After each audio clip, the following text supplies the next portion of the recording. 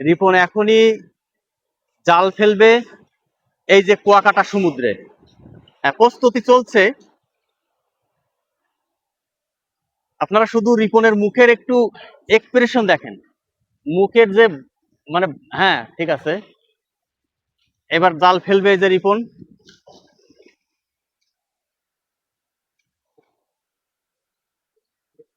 আপনারা দেখছেন কুয়াকাটা সমুদ্রের সৈকতেই জাল ফেলিছে রিপন। দেখা যাক কি মাছ ওঠে, আমরা অবশ্য অপেক্ষা করব। রিপন জাল ফেলেছে, এবার কি মাছ ওঠে সেটা অবশ্যই আমরা দেখব।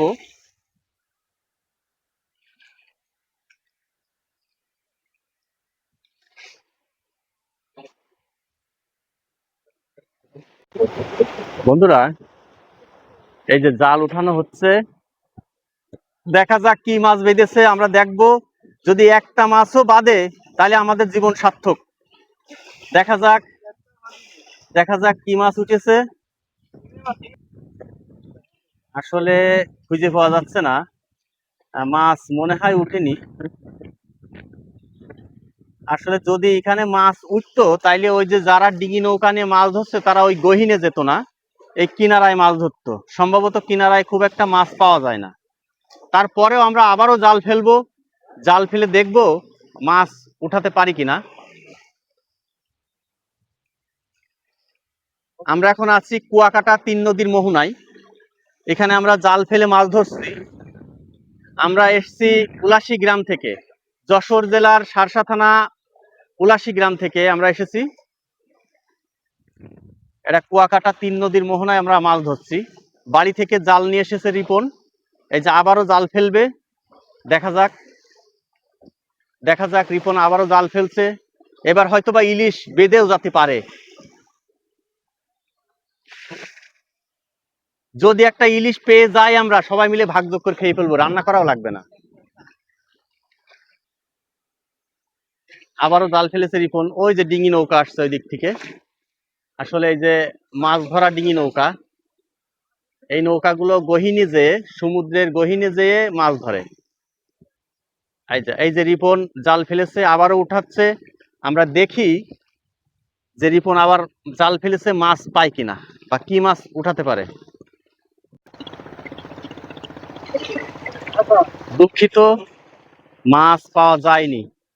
আসলে একটা চিংড়ি যদি বাঁধতো তাও বুঝতাম যে আসলে একটা মাছ পাওয়া গেছে। অসুবিধে নাই, কারণ আমরা মাছ ধরার উদ্দেশ্যে আসি নাই, আমরা জাল ফেলে আনন্দ করব সেই জন্য এই কুয়াকাটায় এসেছি। আর সেইটাই করা হচ্ছে, জাল ফেলে আসলে সবাই আনন্দ করছি। এই আনন্দ অনুভূতিটাই আসলে মেন। এদিকে টিপু এই যে ব্যাগ হাতে দাঁড়িয়ে আছে, ইলিশ মাছ উঠলে পরে ব্যাগের ভিতরে নেবে। বাড়ির থেকে ব্যাগও নিয়ে এসেছে, অর্থাৎ প্যাকেট। বন্ধুরা, যেটা বলছিলাম, আমরা এসেছি যশোর জেলার শার্শা থানার উলাশি গ্রাম থেকে কুয়াকাটা ভ্রমণে। তো আমরা এই কুয়াকাটা ভ্রমণের এই যে 3 নদীর মোহনায় এসেছি। এখানে এসে আমরা সবাই মিলে এই যে জাল ফেলে আনন্দ করছি। না, এবারও দুঃখিত, কিচ্ছু বাদেনি।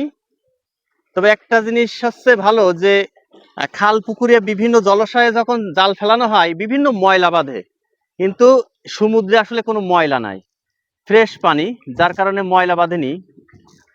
কোনো কচুরিপনা ময়লা সেগুলো বাঁধেনি।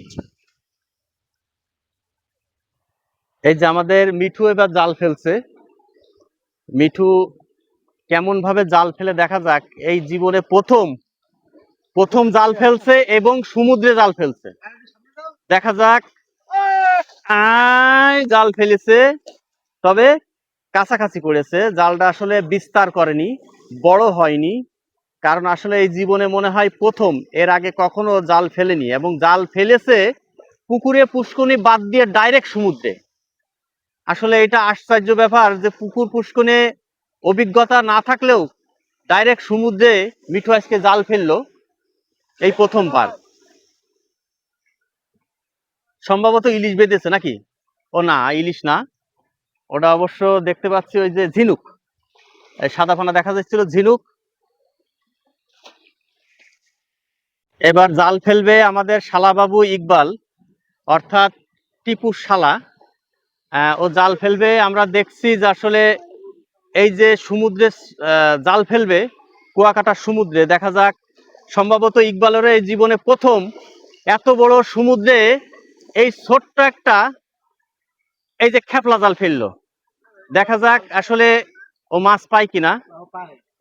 আমাদের শালাবাবু ইকবাল জাল ফেলেছে, ও তার জালে দেখা যাক আসলে কি মাছ ওঠে।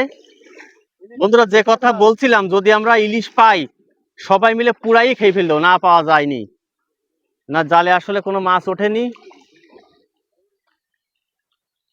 তবে জাস্ট এটা আনন্দ, মাছ উঠুক আর না উঠুক, আমরা যে সবাই একসাথে জাল নিয়ে এসে যে জাল ফেলছি, এটা আমাদের একটা মনের খোরাক বা আনন্দ বলতে পারেন।